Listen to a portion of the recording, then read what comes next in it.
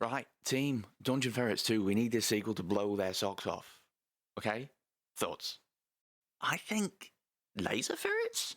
Hear me out though. Just to make it different, every ferret fires lasers from its eyes like constantly. There's no cooldown. Just solid beams. Can we not just focus on improving movement bugs from the first game? Players kept falling through the stairs, and that seemed to be one of the major talking points. I mean, just look at the Reddit. We were getting slammed for the movement. Oh, all right. So we set it in space, but medieval space, maybe. Yeah, knights on hoverboards, but still dungeons, but zero gravity. Then we don't have to worry about clipping through the floor. I like it. Oh, I love that. Yeah, and all of the bread in the Reichstag is haunted. Right? Where did the Reichstag come from? Germany, mate. Keep up. No, well, yeah. And while you're fighting, hang on, it's coming to me. The soundtrack changes according to your ferret's mood. Could be jazz, could be Gregorian chanting. There's no middle ground. I mean, I think we should probably focus on refining the combat system so it's a bit less random, and maybe have a tutorial that makes a bit more sense this time and isn't paywalled. Yeah, and occasionally there's just, I don't know, we'll put an RNG in the background and sometimes it'll just throw in a random level that does not match the tone of the story or even anything to do with the main plot. What relevance does that even have to what I just said? I think maybe what we could do is maybe every other level, maybe just make it themed around existential dread. I'm actually in hell right now. Guys, honestly, I love it. I love all of it. Jamie, you work on baguette physics. Make that priority. Drop everything else. I need a new job. My name is Dan. And my name is also Dan. And welcome back to the Dan and Games Man podcast, your fortnightly gaming podcast. And recently we have been playing through the whole of Call of Duty Black Ops 7, so you don't have to. You're welcome. So there will be full spoilers of that game coming up later in the episode. But first things first, other than the obvious, Dan, what have you been playing this past fortnight? Well, to try and balance out the terror that is Call of Duty, been playing much more Battlefield 6, which is a competent shooter. It's so good, spoilers. Isn't it? It's good. I think I mentioned before, I'm not even that big of a Battlefield fan, but this one has just got me. I always have been since Battlefield 1942. Yep, that one on PC in the early 2000s, I want to say. Yeah, this is the best Battlefield we have had in many a year. It is so good. So little netcode issues, so little lag, so much fun. I think it's one of the best games I've seen early at launch working this well, which I know shouldn't be like, wow, that's impressive. A game is launched and it works, but it really does work really well. Yeah. Just the dynamic sort of energy to all of the matches as well. Like, even when you're on with a bad team or a bad squad, you can do something because of how you can actually change up and adapt. Yes. And how alive each match feels. You can still go and grief the other team, even if you know you're going to lose. You can be spiteful. I think that's the thing, is because you can basically change exactly what you're doing on a penny. Bosh. You can go, I'm going to frontline assault. I'm going to be an assault class. I'm going to sprint at that objective. Grenade launchers, assault rifles, literally adrenaline. Sprint at that objective and try and take it. You're like, right, that objective is ours now. We've captured it. Now I'm going to switch to the light machine gun, support build, lay down some cover fire, like resupply all my team. Make a wall of death. And then I even found myself playing as recon. Same. Quite often, not with a sniper, because I've always been terrible with a sniper on basically any game. I'm absolute dog eggs at sniping. But using the kind of spotter and the drone is elite. The drone is fantastic. The drone is so good. And yeah, and my main is engineer. Yes. Because I am very anti-tank, or if I'm in a tank, very pro my tank. That's very true. That's good. And yeah, we have finally actually played together on there. Yes. It was great fun. It is way more fun with friends, but yeah, I'm really sacrificing sleep at the moment for more Battlefield. Yes. Especially because the day we're recording this, the new California Uprising, or whatever it's called. The new maps and modes dropped today. And I was up early this morning after going to bed late last night for reasons which will become obvious later in this episode. That's why we're on even more energy drinks than normal. And yeah, I've tried the new mode on there. I think it's called Demolition, where basically one squad holds a load of, like, I think ammo crates or supplies. The other squad has to try and just destroy them. It's very, very good.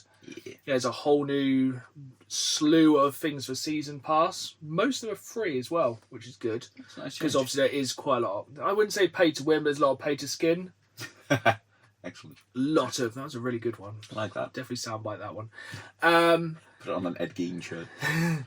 And the new map, like, set in downtown LA, is absolutely incredible. Is this the one that has golf carts? It has golf carts, it has mansions, it has swimming pools, it has streets, it has palm trees. It's the biggest map I think they've put so far on Battlefield 6, and it's so good. Like, so many tanks, jeeps, helicopters, Apaches, just no jets, everything but. Nice. I am, back to your previous point about classes, realising how valuable the soft lam is for the recon. Just like, I don't like that helicopter. I'm going to paint you for everyone else to blow up. Oh, it's one thing I haven't really used much yet. Like, we could probably just do a whole hour on Battlefield. It's basically very good. There's also a free trial at the moment where you can play a load of free modes, so that's definitely worth having a look at as well. Yes, I think there's another thing coming later in December where they are doing a full week of a cut down amount of the multiplayer. So rather than just Red Sec, yes, you can have a crack at full fat Yeah, Battlefield 6. you'll be able to. Fun. Obviously, you'll always be able to play Red Sec. You can also jump in. I think there's like certain maps, certain modes. Yeah, but yeah, it's very cool. yes, I think it's definitely going to probably get another load of people jump on. 100%. I mean, if just playing Red Sec for a day, you made us both go, go on it. Very much. What else have you been playing other than that? I've fallen back into Balatro. Nice. Because I think I went on to download the Vampire Survivors expansion, and then while I was there, I was like, also Balatro? And that was a problem. That was several hours of my evening gone. Yeah, it's very much like, I'll just have a few runs. Oh, it's 3 a.m. Yes. But other than those and the obvious that we'll get into in a minute, that's what I've been putting all my time into the last couple of weeks. Yeah, so I have played an obscene amount of Battlefield. Obviously also played the obvious. I also slightly dipped my toe into Brotato. Oh, nice. Which I think you will really enjoy. Essentially, you know what it is by now. It's a roguelike where you level up. Small area, you basically just move around. But being a potato, he has like 4 or 8 arms. You can have like different guns. Cool. Obviously, being a potato, that's what happens. It's very good. Oh, excellent. I think I remember seeing some of the trailers for that. And yeah. Is it bullet hell kind of twin stick? Yeah, it's basically bullet hell. I think it's just single stick. Oh, that's fun. Bullet hell, single stick, very small area. That's the difference in this one. You're essentially pretty much not got much more than the screen, so it's not really too far you can go. So it's very much like you have to really plan where you're going to move. And it does show where the enemy's going to spawn just before. Okay, that's As I said, I've only just dipped my toes into it because I was like, I need something while something updated or downloaded. And I was like, that's very good. I also completed my something game of the year. Manyth. I think it's like 15th game of the year now. Maybe 16th with Call of Duty Black Ops 7. And that was the casting of Frank Stone. Oh, nice. How did that go? Badly. Oh. Yeah, so for anyone who doesn't know, it's just been added to Games Pass. It is a prequel, I believe, to Dead by Daylight. Sounds right. I've never played Dead by Daylight. I've watched some videos. It looks quite fun. But it's one of those games I think would just give me massive anxiety. 100%. And I presume Frank Stone is probably a character, one of the murderers in it. I'd imagine. It's kind of classic butterfly effects, couch co-op, for lack of a better word, horror game. It's actually probably one of the shorter ones. I think we managed to finish it in under 6 hours. We did it over 2 evenings. Cool. It was very good. The only weird thing I'd say, it only had 5 characters you could pick from. So basically 2 of us had 2 characters and 1 person had 1. Oh. So if you had 5 people, it'd be perfect. Yeah. But with 3, it made it kind of weird. That is strange. Yeah, it's odd that they had an odd number of characters. Yeah. But yeah, very good. Not quite as... I'd say it's mid for one of those games. Mm-hmm. it's not quite as up there with like the Quarry, which I think was one of the better ones. Yeah. But I wouldn't say it's as bad as like Men of Medan, which I think is one of the worst ones. But I think for the length, because you can quite comfortably finish it in 2 nights, that's why I think it's quite good. Yeah, because I think some of them, like if you get distracted with something else, they're so long that you're like, where the hell am I? And you just get lost in the weeds. Yeah, because we literally finished it in 2 good evenings of play. Because I think I've played something like 8 to 10 hours, and like it's okay if you play with your partner, but if you want to play with a few friends, which I think is way better. Because normally you're like, oh no, it's something terrible what's going to happen, and it's like, Dad, it's your turn. It's like, I'm just going to pass that on. And it's like it always does it at the worst times, and there is some brutal. It's probably got, not going to spoil it, but one of the most brutal deaths I've seen in one of those kind of butterfly effect horror games. Nice. It also has some of the most BS ones. Like some of them literally came out of nowhere, and they are my least favourite. Where it's like, oh, do you remember this thing that happened 5 hours ago? No, it's like, you're like, oh, really? There was going to be a quiz after all, I see. Yeah, it's very, very good. If you're a horror fan, it's definitely worth checking out. And then I think the final thing I've been playing over the past few weeks is the same night we did Cast and Frank Stone. We jumped on, played some Mario Kart 7 on Switch, Mario Kart 8, I don't know. Just the best. It's still great. I just jumped on, we're like, do you know what? Sometimes I think I want to get Switch 2 to play some of these games. Yeah. But then we just jumped on Mario Kart 8, and it's like, oh, it's just great. Yeah. It's absolute time. It's the best Mario Kart.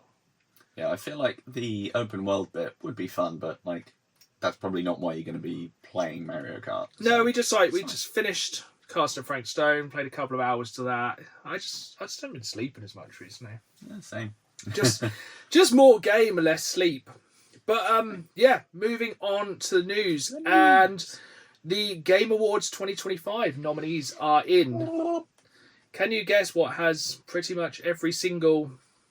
Actually, let's get to the big one. Game of the Year candidates, because we will be doing our Game of the Year, the only one that matters, at the end of 2025. Yeah. Gun to your head now, what would you say is your Game of the Year? Mine, definitely Expedition 33. Yeah, spoiler alert, so it's mine. So, the Game of the Year nominees are Clair Obscur, Good. Death Stranding 2, Questionable. Donkey Kong Bonanza, Hades 2, Hollow Knight Silk Song, and the one that kind of surprised me, Kingdom Come Deliverance 2. I feel like that really low radared. Yeah. Huh.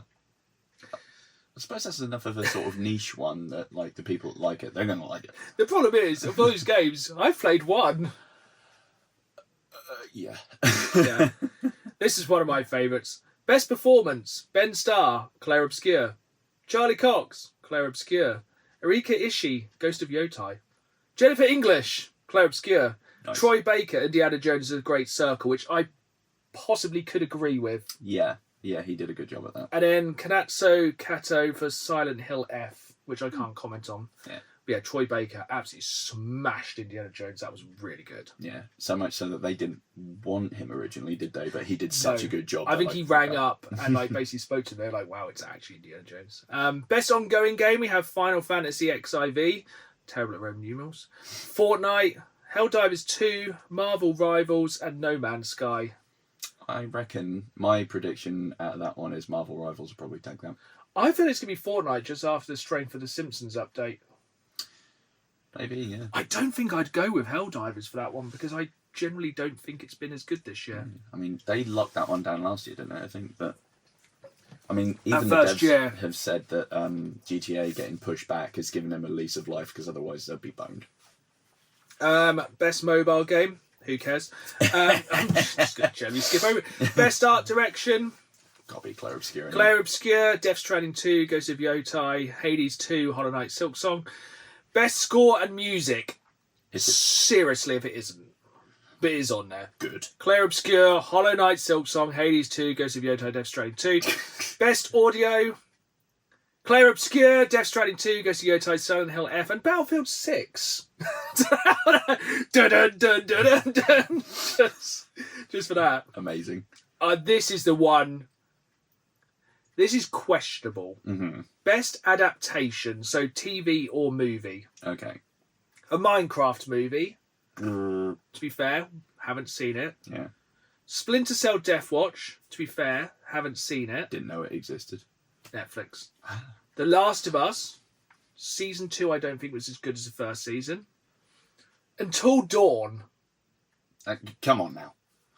Go back on this podcast. We watched Until Dawn, and that does not need to be in anyone's mouth. And then what I think is the best, which was an absolute sleeper hit this year, was Devil May Cry on Netflix. Because it had Limp Bizkit in. So. And who doesn't want to break stuff? Exactly. I was actually rolling in that. Best narrative. Let's have a guess. Would it be Claire Obscure, Death Stranding 2, Hollow Knight Silksong, and something else? No, it's Claire Obscure, Death Stranding 2, Ghost of Yotai, Kingdom Come Deliverance 2, and Silent Hill F. Best community support? I don't know. This shocks me. Baldur's Gate 3. Oh, wow, they won it last year. Final Fantasy, lots of Roman numerals. No Man's Sky. That makes sense. Yeah, fair. Helldivers 2, good community. Yeah, true. Fortnite. Come on. That's like saying Modern Warfare 2 servers are the best community. It's just... This is a toxic dump. Don't really understand this one, so if anyone does and you watch it on YouTube, please comment down below. Games for Impact. So it's Consume Me, Despolate, don't know, Lost Records, Bloom and Rage. Heard good things about that. South of Midnight and Wonder Stop. Not entirely sure. Best multiplayer? Ark Raiders. Wow. High on my list. The fact that that's there now and it's only just... Battlefield 6. Snatch. It's good. Elden Ring Night Rain. Yeah. Peak. Not sure about that one. And Split Fiction, which I'm halfway through, and it's very good. Best Independent Game. Now, this is where I think this is funny, because Best Independent Game, we have Absalom. Yeah. Ball X Pit. Blueprints. Yeah. Hades 2. Hollow Knight Silksong, and Claire Obscure Expedition 33. Nice. Yeah, I know people were getting arsey about that one, but it's like, okay, they are indie. Just because they've come from a big studio, they are not still a big studio.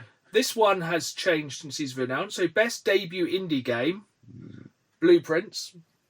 Solid. Claire Obscure Expedition 33. Yeah. Despolate, don't know that one. Dispatch, looks very good. High on my list. Fun. And then the final one in that debut indie game is Megabonk. But since the guy who made Megabonk has come out and said that's not his first game. So yeah, he's passed up on that one. Best VR AR game, Alien Rogue Incursion, Arcanage, Ghost Walk, The Midnight Walk, and Deadpool VR, which looks sick. Nice. That only dropped yesterday at time of recording, I think. Yes, got pretty good reviews. Content Creator of the Year, Dan. Nice. Most anticipated game. Really? Do we need to ask? 007 First Light, Resident Evil Requiem, The Witcher 4, Marvel's Wolverine, and Grand Theft Auto Roman numerals. What's that one? I bet there's got to be backlash from that if they win now after. They just win it every year for about the next 3 or 4 years. There's so many categories. Oh, do you know, go look it up. There's a heck of a lot of categories, and Claire Obscure's going to win all of them. They better do. We could have probably done a whole episode. We'll do a whole episode on our game of the year. But yeah, that's some news. God, I'm not going to be presenting that this year. So, I think it would be contentious if GTA 6... I mean, it is the most anticipated, let's not be silly. But... Oh yeah, did it get delayed? It got delayed. A little chunk. I forgot about that. There's been a lot of news. Pushed back to November next year. But as well as that, they are under fire because they... fired a load of staff, and they said it was because they'd done naughties. But it now turns out that the people that were fired, they were all unionising and then were canned off. Yeah. Not allowed to do that. Can't be union busting. No, it's not like the 1900s anymore. No. So they are getting legally paddled, as they should. I wonder if that's anything to do with their delay. See, I like how I kind of jumped in with the Game Awards nominees when that was some pretty big news. That's being delayed. And also he had a new console announced. The Gabe Cube. I love it. That's all I'm going to call it. It's what it should be called. The Gabe Cube. Steam have announced their own kind of console PC hybrid. It's a 6x6 cube. And people have already made a game for it to make it the companion cube. It's the GameCube. It really Just looks like the GameCube. It's exciting. Oh, I tell you what, I feel sorry for Xbox. They can never get a break, can they? Xbox announced their next console is going to basically be a mini PC, and Steam goes, yeah, here's ours. Hold my drink. Which is basically exactly what... Looking at the Xbox Series X now, essentially what they've done is just cut it in half. Yeah, if you just sliced it off just at the They top made of two the disk drive GameCubes. there. Yeah, stick them together. Modular. So 6 times more powerful than a Steam Deck. Very nice controller for big hand man like ourselves. Yep. Whoa, I like that big. Little trackpads. Yeah. I want one that's actually a space hopper with buttons on it. I really want it. Like- So what is your max price for the GameCube? How much are you willing to pay? So, I think my upper limit, I was tempted to get the Steam Deck? the X-ROG X. Oh yeah. I was going to get that one, maybe if I could find it. No, very difficult. But that was about 700-800 over here. And I was like, okay, I'll maybe do that.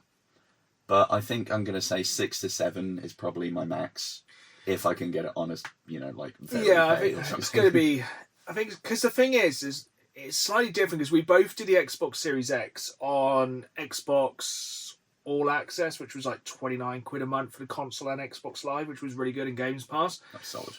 But the thing is, once you bought the GameCube, essentially you're just going to... That's it. That's your outlay. Yeah. Because you can just pick up like Steam games at like 99p or 99% off and stuff like that. Yeah, just get the summer sale. It's like a penny. Ooh. And you got like you haven't got to pay for online. No. Yes, you may get stung on some of the newer games when they're digital. Mm-hmm. Like if you're going to buy, say, Battlefield 6 on the GameCube, it's going to be 70 quid. Yes, many monies.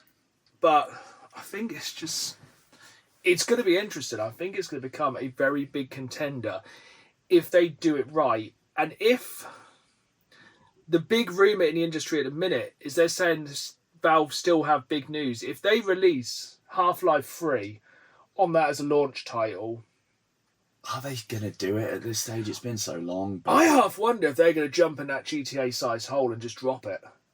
Holy hell, that would be actually so cool. Imagine that coming out of nowhere when it's just become vaporware. Yeah. And just have the absolute killer app. To be honest, even if they released Half-Life Alyx... Oh yeah, because they also released a VR headset. Steam Frame. Yes. Wireless. Nice. Amazing. So, stuff I've seen, I think some insiders at Valve and Steam are like, we want to make it accessible. If it goes north of 500 quid or $500, that's probably quid. That's effectively the same. Yeah, anyway. just the same now. It would start to make it a bit dicey and would price people out. So they want to try and keep it sub 4, which sounds impossible. I tell you what, if they underprice the PS5 and the Xbox Series X... I mean, that's what they think, because, that just got another price rise of PS5 because of tariff. Because don't forget, you got the 512 and the 512 gig and 2 terabyte models. Yeah. So it's... If they can keep it, sub 4, sub 500... It's going to be obliterate things. Yeah. And then some other sort of industry experts are saying, they're predicting about 1,200. It's like, don't do that. No, because at that point, you're probably just going to make your own PC. Yeah, I would. And I can put funny lights on it. Yeah, put more lights. All the lights. Water cooling. But yeah, that's very exciting. Slightly less exciting news. Well, sounds exciting. Sony have announced 2 new games. 2? We have a new Ratchet and Clank game and a new Horizon game. Ooh, is this the multiplayer one or an actual Horizon? No, they're both multiplayer mobile games. Dark Lords. So Ratchet and Clank Bits is a mobile arena brawler. Or it's called Ranger Rumble. I literally lost interest halfway through that. The other one is Horizon Steel Frontiers, an MMORPG. Whatever. Set in the Horizon universe for mobiles. It's basically Monster Hunter, but with more emphasis on blades. Okay. It's coming to PC and mobile and not PlayStation. Because Sony. And also we had another Kirby Air Riders trailer. They are really plugging that hard. It's mad how much we've said about that. Hey kids, it's Kirby. What? They're so desperate to tell everyone it's back, but No one really cares, but Yeah. I think they were probably just like, here's a new Kirby trailer, because by the way, the new Pokemon game, you know, the weird Pokemon farm game, Oh, yeah. is going to be a digital download on the cart. Love so it's that. going to be a key card where you can basically then download it. After Nintendo said none of their first party games will ever do that. So they were like, here, have a Kirby Air Riders trailer. Oh, that's wonderful. But I yeah. love when companies do that. It's like, oh yeah, we'll never do that. It's like 2022. They were like, we want to move away, and we're going to move away from the yearly model of Call of Duty. It's been 3 since that. Yeah, it's gone well. But Cool, have you guys. got any more news before I go into my big news that most people probably missed? So I have one weird one and one cool one. Let's go weird. Let's carry it on. GameStop, they are clearly crying for help. December 6th I will have be seen their this. Trade Anything Day, Yeah. where you can trade in anything for store credit, nearly. As long as it fits in a 20 by 20 by 20 box, and it's not from a small list of prohibited things like weapons, drugs, dead animals. Taxidermy will be allowed, Ah! just not roadkill. Did you read the small print that says it's going to be, you get $5 in-store credit wherever you trade in? Just grandma's $5. ashes. I think you can trade in like a match and they'll give you $5. I guess it's just a genuine way to try and get people in store, which I get. I forgot they even existed. I thought they'd closed, to be honest. I think they just sell Funkos now. That's fair. What was your cool news? That would be that. Cool news. Cool news, unless you've got epilepsy or eyes, because Oh yes, I know exactly. I can guess exactly what this is. Vampire It's Survivors. time for the fortnightly Vampire Survivors news. Guess what mode they're getting? It's a VR mode. Why? it's baffling to me. More, just look. Oh, it's gonna be. Oh. I'm going to play it because I love Vampire Survivors, but holy hell, that is going to be painful. Oh, it looks extreme. Do you want all of the particle effects this far from your eyes? Go for it. Help me. I'm going to turn out like that guy from Raiders of the Lost Ark. My face is just going to melt. Oh, it looks incredible. It's good though. So I think a lot of people probably missed this. Sony had another state of play, Oh yeah. but it was the Japanese one.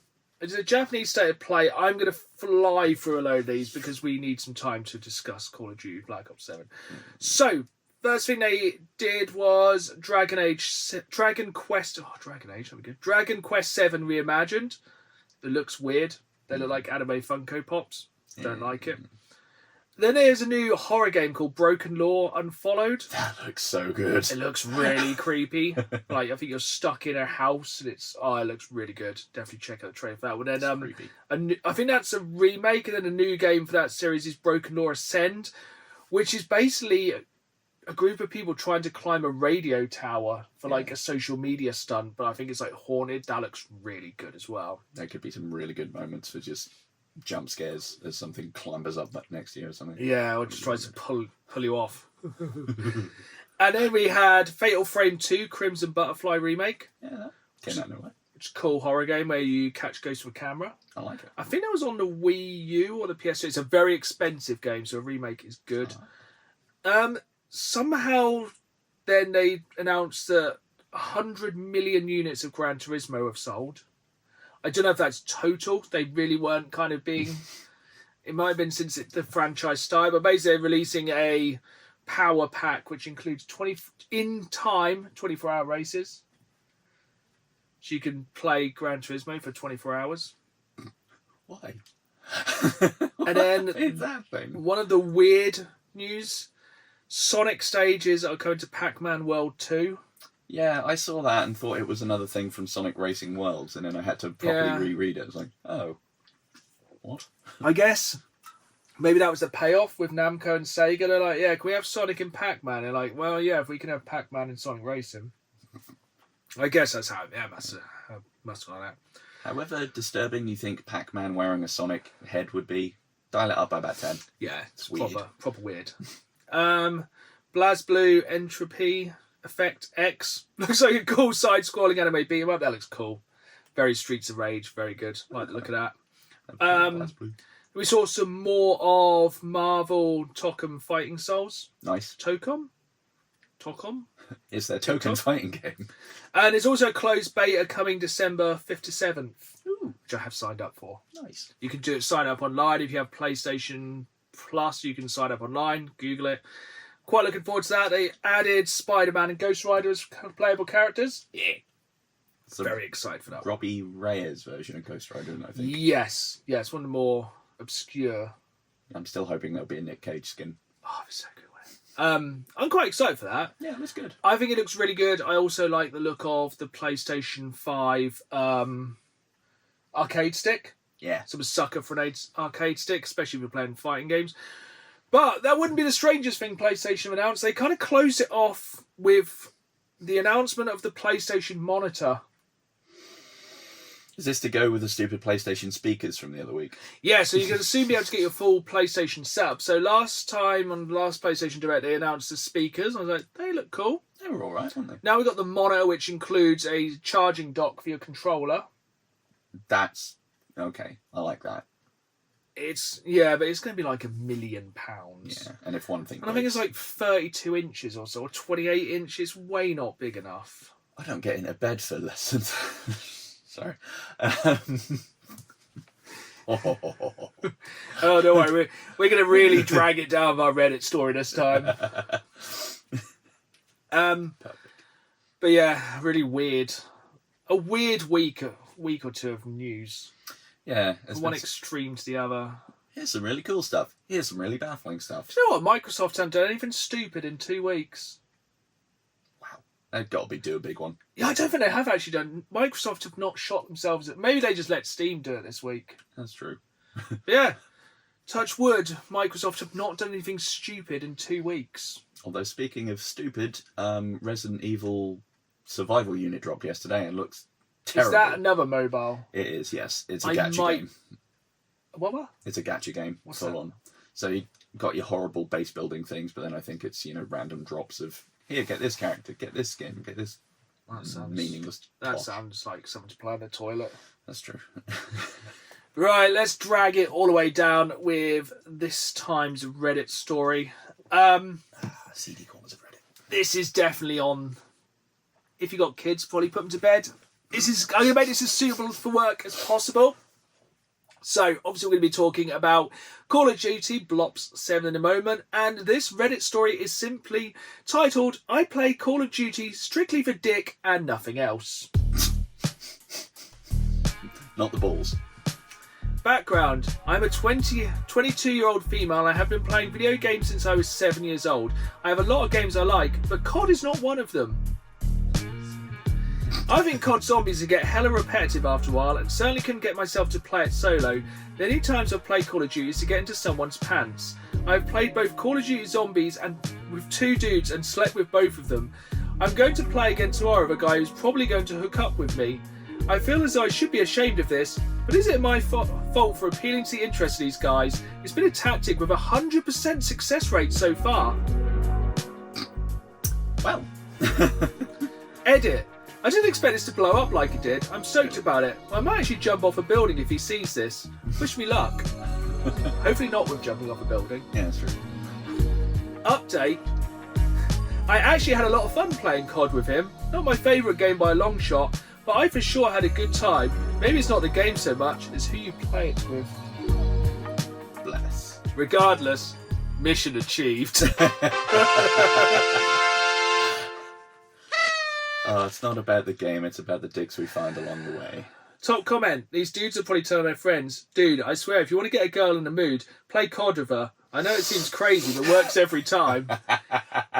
My wife actually said that me playing Battlefield 6 is an ick. That's true, I witnessed it. She genuinely said it is really icky listening to me and Dan playing Call of Duty, playing any game online. She just doesn't like hearing us be so alpha. We have to fly. I do talk like a military tactician. Yep. Another top comment, 1v1, Rust.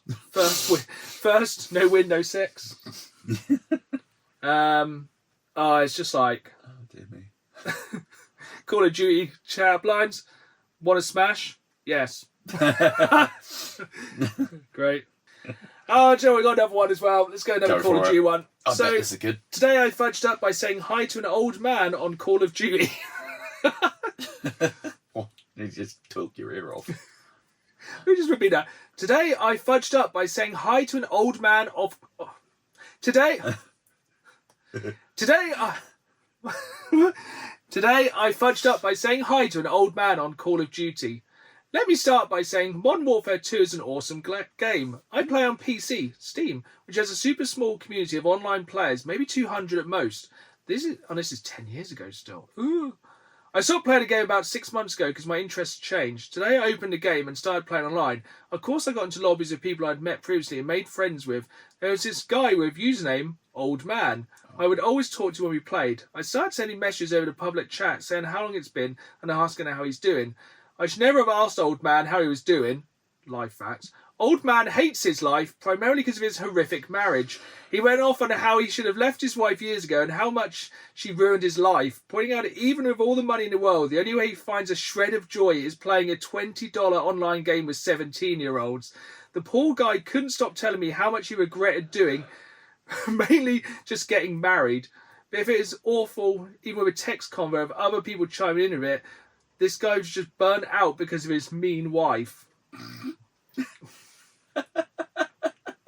Top comment. You should buy him the new Call of Duty game. Make his day. Sounds like he really needs it. God, yeah, they'll have a new thing to complain about. Right. It could have been he was just actually talking to Gary Oldman, not an old man. There's like, Right, so we have both completed Call of Duty Black Ops 7. Yes, and my life is all... It came out less than a week ago. What time did you finish playing it this morning? 3 o'clock. I managed to wrap it up by 1. I was being an absolute flippin' idiot, and it's like you cannot properly play just campaign. It's all co-op, but you can set it to like closed lobby, but some people will make it in sometimes. I can't believe you actually played it by yourself. I played it on my own because I didn't want randos jumping in and screaming at me. And I actually enjoyed it way more playing with randos. I did mute every single person I played with, and I have no shame in that because they were all terrible. I can imagine. Did you have the standard of child screaming in the background, fan on too loud, mouth breather? Yeah, there was mouth breather, person having a full-on conversation with his wife while playing it, somebody with music in the background, which was really annoying, somebody with TV in the background, then ultra echo person, so you can just hear yourself, and yeah. The classics. We are going to go into full spoilers here, so I wouldn't worry too much because the storyline in this game is nigh on non-existent, isn't it? Yeah, it's... I mean, how much do you know about the Blops timeline in I don't think it matters. It doesn't, but I had to refresh myself on it, and it's stupider than you'd think. Yeah, this is... The storyline of this is absolutely... You play as... David Mason... Yeah. Son of Alex Mason from Black Ops 1. The numbers, Mason, what do they mean? When it comes to naming the games, Sweet Fanny Adams, it doesn't mean a damn thing. No. Because if you go from all the Treyarch games, it goes, World at War, cool. Cold War, wait, what? Wait, no. Blops, Cold War. Blops 2, Blops 4. Have you got this written down? Yes. Blops 3, then 6 and 7. And it's kind of split into, the original ones and Future Warfare, where it is a little bit silly. This is just a mishmash of everything. Yes. And that is the main problem with the entire game. It has no idea what it is. Yeah. It feels like an expansion to 6. 100%. And it genuinely doesn't feel like it has a campaign, really, does it? No, it's just a series of slightly linked events. Kind of Destiny 2 Call of Duty Edition. We're going to kind of break down each level, then I will basically say what's wrong with it at the end, in my personal opinion. So the first level is kind of normal. You're trying to break into a chemical plant to blow it up. Sorry. And it's very much normal Call of Duty, isn't it? Yeah, you break into the chemical plant, you drop some one-liners, you're going through the plant, it's 4-player co-op if you're knocked down. There's 4 of you just going through. It's just a normal campaign. But I did find straight away, I felt the guns felt pretty weak. Yeah. Oh, 100%. And didn't feel like they were actually... I didn't feel like I was carrying like a big gun. It didn't feel like... And the enemy's like, they don't seem to be that concerned of being shot. And some of the enemies take a lot of bullets. Yeah, even point blank towards the end of the game when you've upgraded the guns, it's like, 2/3 of a clip. So this is one of the main things with the game. You're, for better or worse, probably for better, but you're leveling up and everything goes across every mode. It goes across the co-op campaign, the zombies, and the online multiplayer. So you can basically use all the guns throughout and they will level up. But when you first start, they are like pea shooters, aren't they? Yeah, they're just plinking off things. It's like, oh, cool. I'm sure I hope that annoyed him. Yeah, and you can get down pretty easily in this game, I found. Oh, 100%. And if you're playing on your own, that's a problem. Yeah, that's what I mean, because I got downed quite a lot. There's some sniper units, and they are proper douchey. Yes. That boss fight one. Ugh. Yeah, we'll get on to that. I like the needle drone. Needle drone is cool. That's cool. Some of the gadgets, very cool. Like, there are some fun elements they chuck in, which is nice. Like another drone one, the little tower you can get that looks like a plate dispenser, and it just spits out explosive drones. That's really cool. I like that. We're not going to just fully rag on the game. There is things we like. Oh, 100%.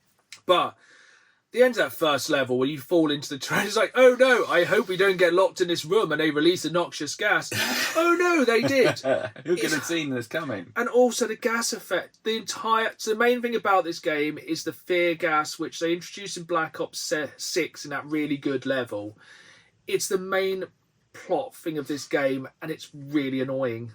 I can't figure out whether that level in 6 was a proving ground. They're like, we're going to see how this goes because they had this planned, or because it was such out of left field and people were like, at the time, hey, this is really cool, there's this wacky level. They're like, double down. That's all we need. Absolute cinema. That's how I feel I've done. I think I've gone, right, people like this one thing.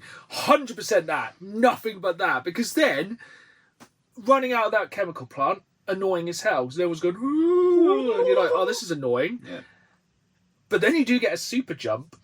That's fun. Which is fun, because sometimes it's fun to be like big bouncy man. But then, probably the second most infamous thing that everyone has seen from Block 7 is the stupid machete boss. Honestly, by the end of this first level, I was genuinely thinking, what happened? Can I get through this? I just don't know if I can go on. Yeah. So you get basically pulled in a hallucination and you fight Menendez from one of the previous games. Who likes machetes. And occasionally just massive machete drops from the sky. I mean, massive 4 or 5 story high machete. Yeah, it's like somebody just like dumped a massive bus. Don't forget there's zombies, ghosts running around at this point as well. And he's teleporting. Yeah. And then you can get a kill streak so you can drop massive machetes. You too can be random giant cosmic sword wielder. That's the end of the first level. What also got me as well, I thought super jump was going to be an aspect of I'm in this weird world where physics is different.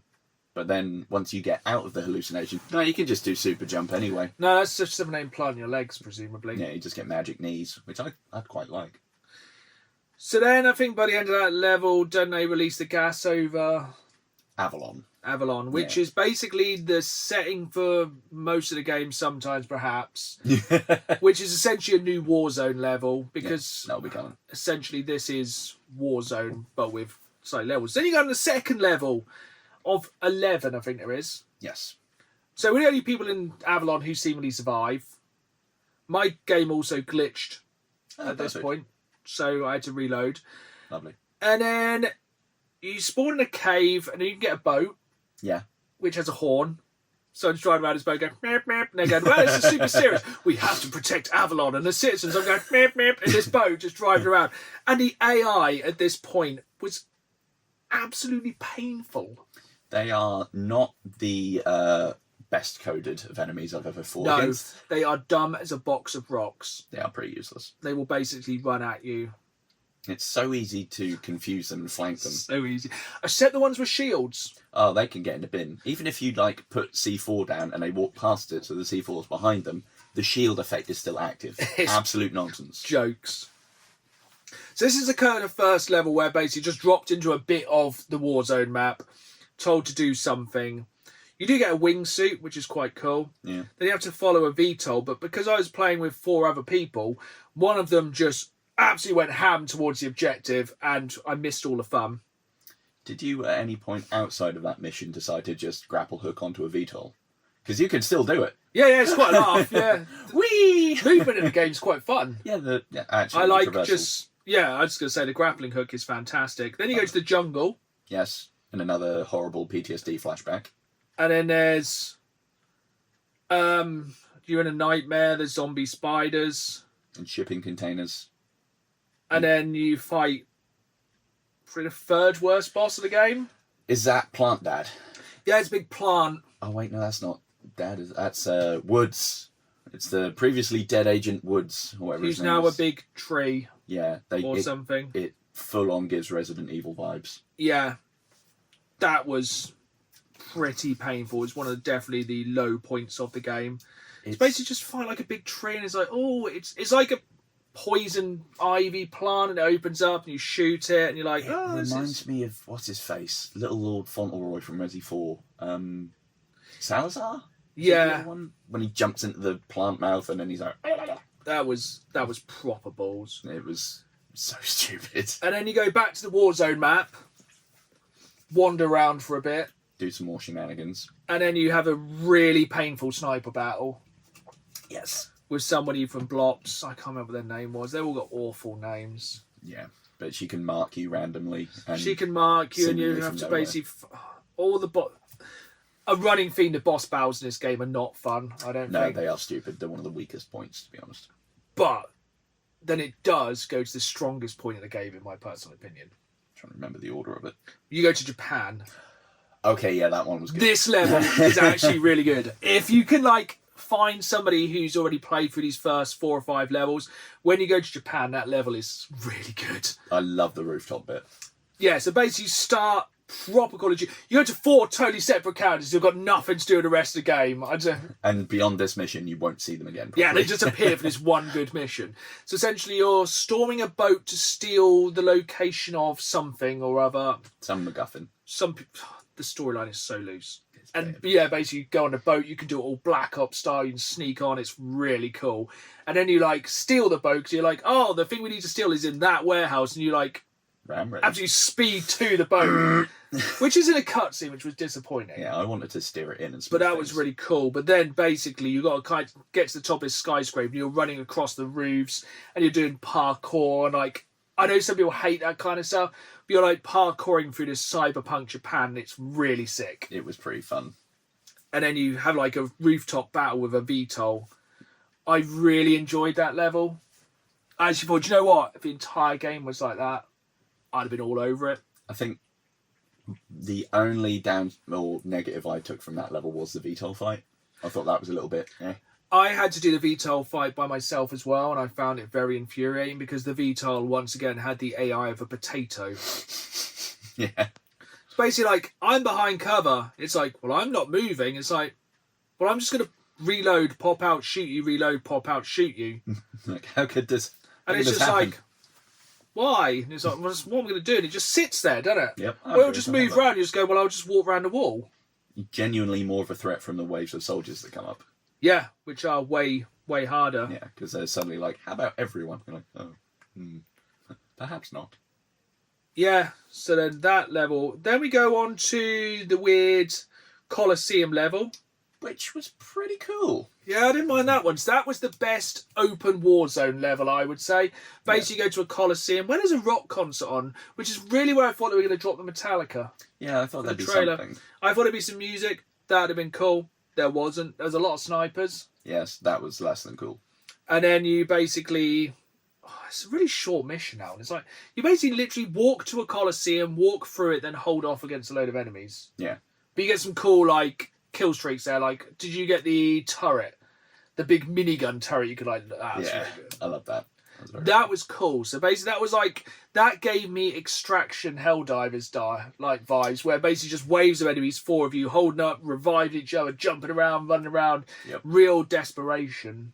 That was cool. The big rocket launcher railgun thing. So anytime a VTOL came in, I'm like, no. Yeah, it's basically trying to steal land-to-air rockets. You can shoot down a stupid little UAV drone. A drone, which then you can find out the location of something or other.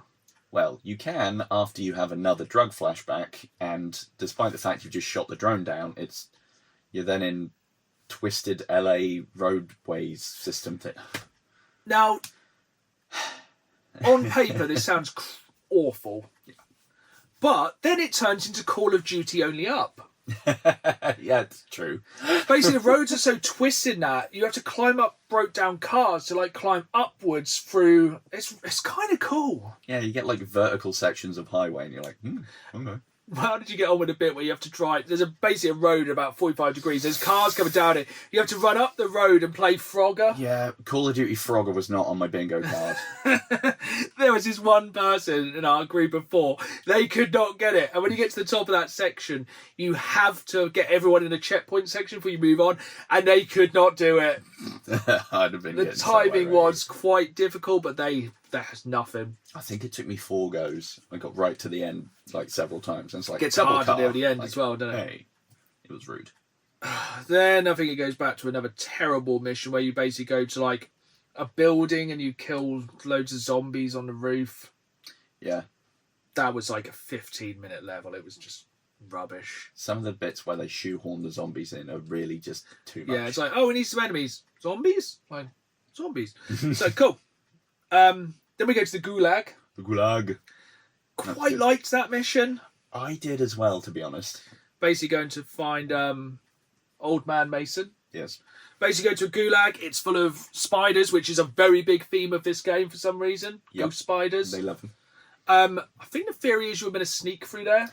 I managed to actually get the bonus little achievement for getting all the way through the first section without getting spotted. Oh, my squad had no ambition of that at all. And I managed to find a pistol really early. Yeah, same. Which was, I don't think, yeah. So I just basically shot through there. That was quite a cool mission, though. Basically, you have to, like... suppose it's based... Every kind of weird trip, I think, is based on someone's fears, issues. Yeah. So I think that was, like, David Mason's early fears and memories of his father. You go to his cabin, which was kind of cool, because it turns into another wave shooter. Mm-hmm. Which is pretty good. I did like the turnaround after that point, because it's a really twee bit where you have to protect like the memory David has of his dad.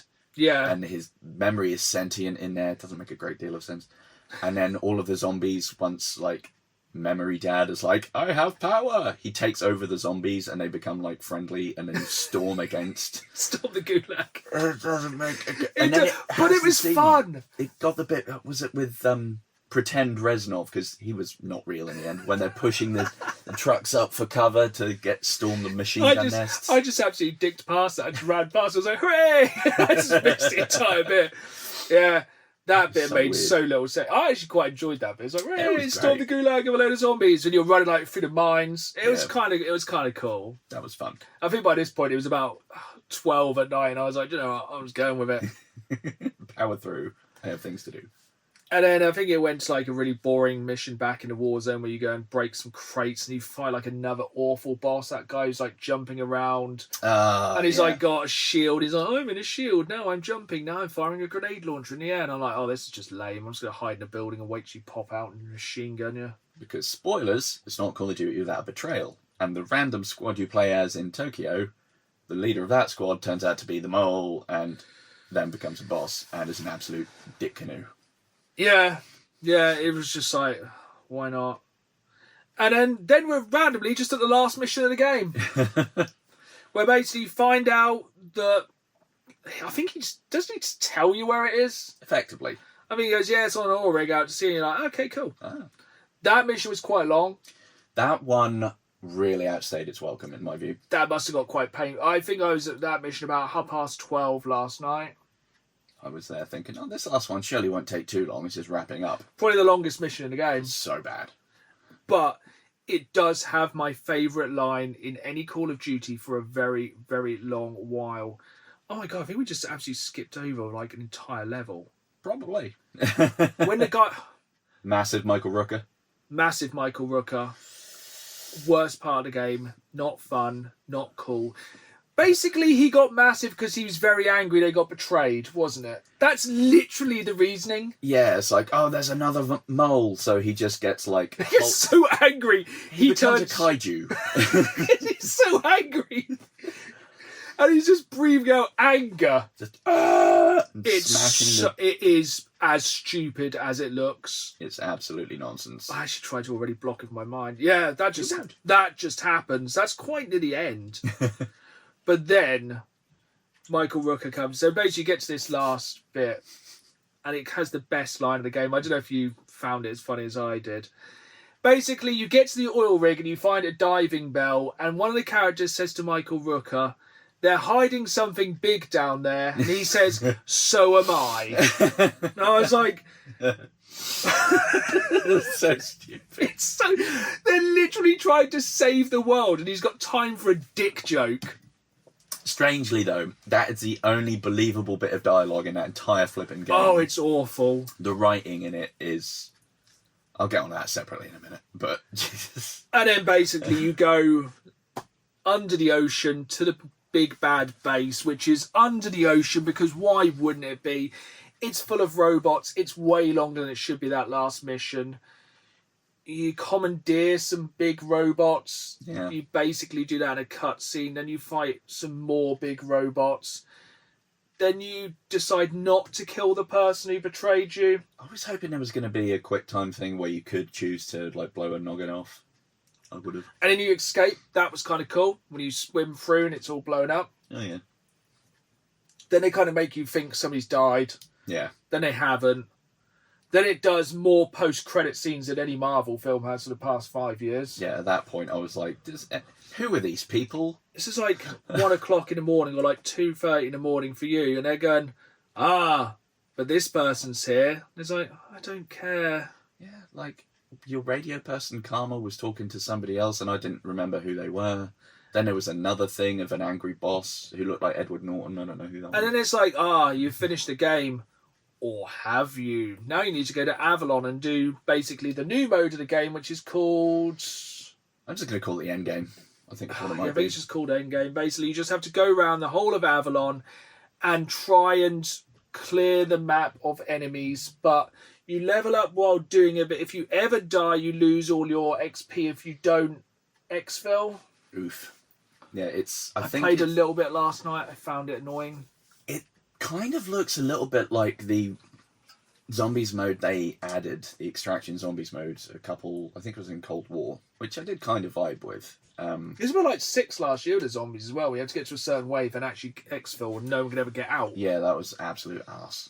But yeah, this one looks kind of like Call of Duty and Far Cry had an illegitimate child. Yeah. It's just clear the map of the game, COD edition. It's just busy work. Mm-hmm.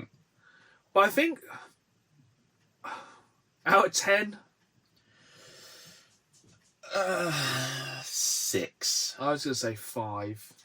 I'm only going 6 because, like, there were some slight positive moments that took it from being just drab. If it had been the same as that first level all the way throughout, it would have been a 3. Yeah. It gets better. Yeah, actually. It generally gets better throughout most of the game. It kind of plateaus a bit near the end, and the last mission is a bit rubbish, but... Yeah, it drags out. I mean, the final boss is the same thing 4 times, Yeah. which can get in the bin. Just really lame. And she gets hit by, like, a massive rocket and goes, I'm knocked unconscious. She literally gets hit by a giant 12-foot missile and goes, ow. And then for some reason, even though it kind of hits the glass in front of her and blows her in the face, she's just holding her hip slightly. Oh, it's... Dumb. But yeah, the overall thing I'd say, it's dumb. It is dumb as a box of rocks. Like, the writing and the script is just the most basic, cliche, oorah, jingoistic nonsense. Ice. Mason's character, I think, is possibly the weakest. Yeah, I know 50-50 is pretty bad. True. But everything he says is just... Also, if they can record a few extra lines, every time you get down, it's the same thing. It's the same line every time you pick somebody up. Or just swearing for the sake of it. Yeah.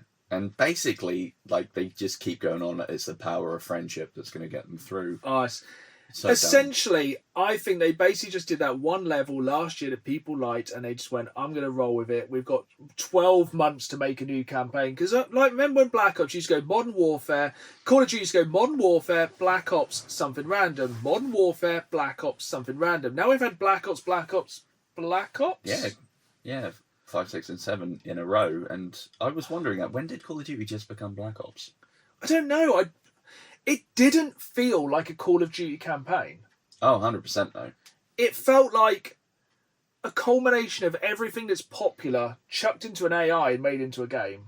Yeah, it does feel very much like when you got the MK trilogy back in the day. They're just gone, we've had a few now, let's just lump everything together in one. Yeah. Like, even the multiplayer maps are rehashed ones from, like, World at War. It's like, this is a horde mode, this is extraction, this is survival, this is...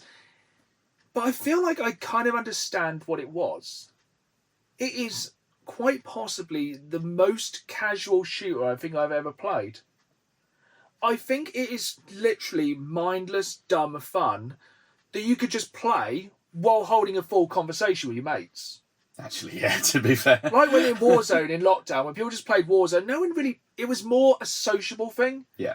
You could do something else while playing that. You could have a full conversation. You could probably reply to emails. You could do a lot of stuff while playing that game. You're not going to, like, have to go away and really look into the deeper meaning of that game. No, there's barely a surface meaning to that game. And I think if you're the kind of person who just wants to play games more sociably and is something to kind of hang out with your mates and just kind of chat, shoot while playing something... Absolutely perfect. Yeah. I can imagine just, a couple of mates on there, Friday night, couple of beers, walk around Avalon, slowly clear things out, get some pretty guns. I tell you what, there's one thing now I cannot abide in that game, and that's just some of the use of AI in that game is shocking. Yeah, the calling cards are just... The calling cards are... AI swap out the butt. Were all your calling cards dinosaurs? A lot of them. Yeah, I just didn't know if it was just like, Dan, you like dinosaurs, here's all the cards. It was... Yeah, I just think it's one of the dumbest down games I've ever played in my entire life. And it does not... All I could think all the while playing it is I'd so much rather be playing Battlefield. Yep. It's all I wanted to do this week is play Battlefield. And for you listeners and viewers, we played through it. If I paid 70 quid for that game, man. Annoyed. I would be... devastated if I paid 70 quid for that game. Yeah. I mean, if you really want the yearly multiplayer experience thing, fine. I did, because you can choose what to install, at least on Xbox at the start. I didn't even bother with the multiplayer because I have no interest in playing that. But the story doesn't make any sense in terms of, like, the hallucinations. If they were just, like, knocked out or something and having a shared thing because of their link, cool. But it's very much treated as they're still up to something. Because they usually end up somewhere completely different from where they started their drug trip. It's like, have you just wandered through and massacred a load of innocent bystanders? Yeah, but you don't really ever see any alive bystanders. It's a very good point. A lot of corpses. A lot of empty towns with just a few robots and VTOLs. Yeah, it doesn't make a lot of sense. Not even at all. By all means, try it yourself. You might enjoy it, but...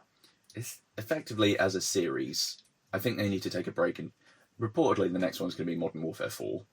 But it's kind of gotten bloated under its own thing. It just didn't feel even remotely like a Call of Duty game. It felt like just a culmination of everything that's cool slapped into a game. Yeah. Why do you have all of these ultra abilities? That's not COD. What's this? Go away. It has been more and more COD. Yeah, but sadly. I don't know. It's a no from me. Yes. Won't be queuing up to play Black Ops 8. Hell no. But right, to close off this episode on a high, we have some questions for you listeners and viewers. So the first one is from Forever Arcade. What is your favourite song from a game? Theirs is the theme song from Golden Axe. Oh, that's a good one. One that comes to my head, already hummed it this episode, and that is the Chemical Plant Zone. Yeah, Sonic had some back. I think it's probably going to be something Mega Drive based. Yeah. I think my top 3 would be that, Vampire Killer from Castlevania. And it'd either be another Sonic one or possibly, I think, On the Beach from Streets of Rage 2. Yeah, I think I know exactly. I think Smooth something from Outrun is very, very good. That's a very, very good one. All I can think of is a Battlefield theme now. Dun, dun, dun, dun, dun, dun, dun, dun. So that's all that's been in my head recently. Vampire Survivors has some real bops. Actually, yeah. Oh, but now I'm remembering Minoko's theme. Yeah. Claire Obscure, you could basically pick anything for that game. And It's hard. Really slappy. It's probably something from Sonic 2. Chemical Zone is strong. It is a good. I think it's probably Chemical Zone. Or it's something from Sonic 2 or Streets of Rage 2. Yes. Strong entries. So, next question is from Liam Brazier, who asks, is this a really bad time, Black Friday, coming up very soon, to be considering an Xbox Series X so I can catch up with this gen and last gen games from CX? I would say this has two parts. From how games console prices going at the moment, and I'd say this across the Xbox Series X, PlayStation 5 and the Switch 2, if you're going to buy a console, you might as well just buy the bullet and do it now because they're only going to get more expensive. Yeah, and if there's a chance that there might be a decent discount. So I know PlayStation 5 already said they're going to slash £100 off theirs. Woo. Or $100 because it's the same thing. And the thing is, a lot of physical games at the moment for the Xbox Series X and the Xbox One are so incredibly cheap. Not really understanding why physicals are so much cheaper than digital these days, but whatever. No. Like, if you haven't played Xbox One and Xbox Series X, you can buy any Call of Duty for like a $5 if you want to have in a campaign. You've got most of the Gears of War games of the past few years. You've got the old Forza games, Halo Infinite, many kind of third-party games that have been released in the Xbox Series X, which are super cheap. Yeah. I think it's a great time to jump in. I'd say so. And then also you kind of got stuff to look forward to next year. Yeah, you can kind of hit the ground running rather than if you'd have gotten things at launch and then maybe. Normally the thing I tend to do is I play a game on Games Pass. Mm-hmm. If I enjoy it, I'll buy it physically. Sometimes I also buy it digitally in the case of Vampire Survivors, stuff like that, in case they ever remove it. Yeah. But yeah, I think like the only caveat I'd say is if you're going to get Games Pass and you haven't played anything this year, absolute bargain. Oh, yes. But it does look like we're going into a bit of a drought early next year on Games Pass, and I think we'll both be on the fence as to whether we carry it on. I'll take a little pause. Yeah, I think I might take a pause for the course. But yeah, I think it's a great time to buy the Xbox Series X. It's probably only going to get more expensive. And yeah, you might as well get ready for GTA, really. Yeah. And our final question this time comes from Krish17625. Let's open a big kettle of fish here. Is that the phrase? I suppose. Can of worms. Can of fish worms. Kind of fishy worms. For the fish and your worms. What game do you think is overrated? Oh, danger zones here. See, we can say anything we like, so most people might have not been listening this far. That's true. I'm gonna. Oh God. Disc of Elysium. Ooh, really? Yeah. I've heard so many good things, and then I played it, and like, if I wanted to just be depressed, I'd not be playing games. I mean, I'd exist. It's that, or to be honest, anything Zelda. Hot takes. Shots fired. You can still hear the end. I've got two. I'm going to take the easy shot now, which is Call of Duty. Mm-hmm. Because, seriously, that was... Physical sales of 7 down 61%. Not really surprising. Mm. Bad timing as well, to come out when Battlefield's kind of back and blown out of the water. Yeah. I mean, the other one I'd say is anything Souls-based. Because, seriously, some of you people who play Souls games really do blow a lot of smoke up their ass. Yeah, it's the ones who'd be like, oh, if you use summons, you haven't really played the game. It's going to be that crowd. It's the people who can play it on a Guitar Hero controller while blindfolded. Yeah, or someone who wired it up to like bananas. Yeah, but That's just me just probably being not get good. But, right. Skill issue. Finally, we can not play Black Ops 7 Thank and get the back Lord. to playing Battlefield, which is what we're probably going to do right now. But first of all, thank you for listening or watching. If you are watching on the video version, which is exclusive to YouTube, thank you very much. If not, the podcast drops every other Friday, anywhere you get your podcasts. I will be on YouTube at Dan the Games Man with new videos every Saturday night at 5, as well as bonus content throughout the week, so please come and join me there. If not, we will see you in 2 weeks' time. And until then, keep playing the game. See you soon.